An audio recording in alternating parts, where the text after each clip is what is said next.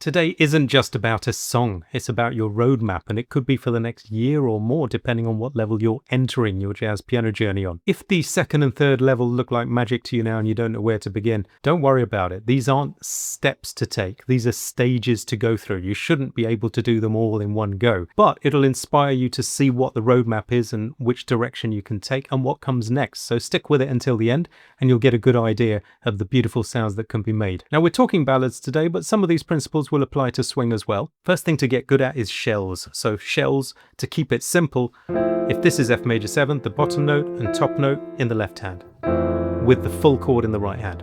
Okay, simple as that. Get good at doing that on tunes. Do it with tracks, it's fun to do, it makes your time and feel good. And you don't have to play completely differently just because there's a bass.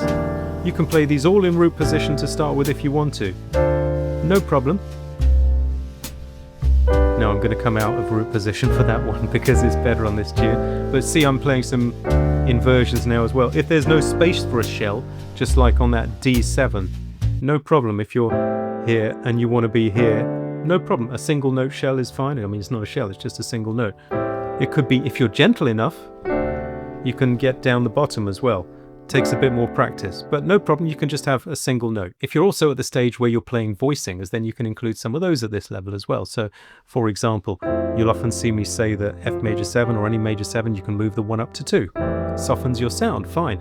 And you can even invert that chord, which is just like I know people will call it an A minor 7. Prefer to say C major 6 because our movements later can come from C major 6. Okay, so I'll play you a bit like that so you get an idea of the sound.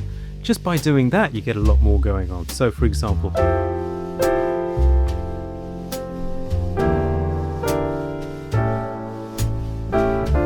otherwise I've just been playing inversions and a little bit of rhythm here and there.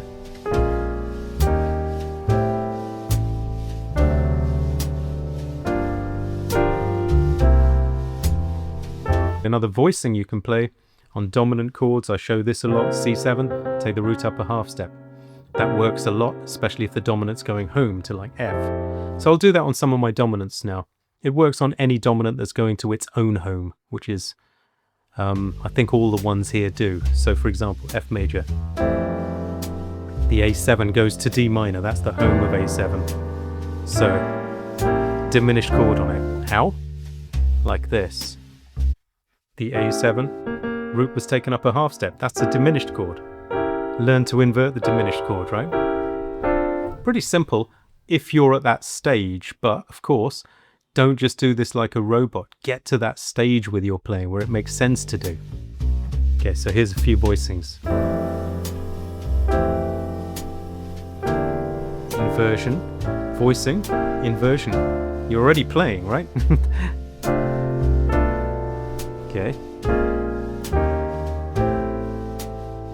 Voicing, inversion, voicing, inversion, voicing, inversion, voicing. And you're starting to get some interesting, more like real playing sounds going on already. Then I would start to look at right hand chord melody over the top of those sorts of shapes. So for example, Georgia.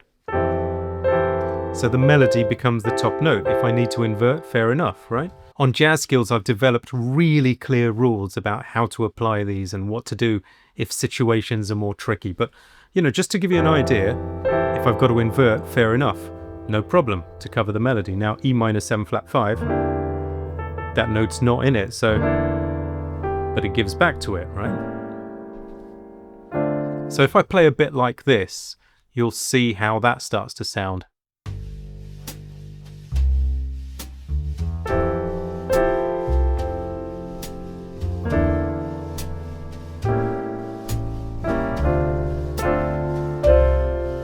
Playing G7s over Bs for that chord.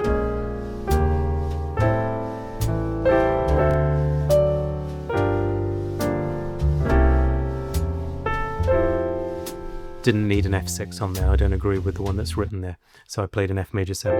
Okay, so now we've come from left hand shells, right hand chords, to using some voicings here and there, some inversions.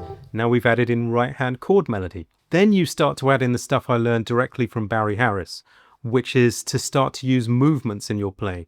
An example would be, this is on an F major, we'll often play an F major 6 diminished scale, which is an F6 plus a G diminished, alternating in inversions. F6 inverted, G diminished inverted, F6 inverted, G diminished, etc. F6, G diminished. So I might use those as fillers or to outline some melody. So you'll hear the F6 one, you'll hear some other moves as well. There it is. And these are just different scales in other places. Little pinches like this. Little moves like that.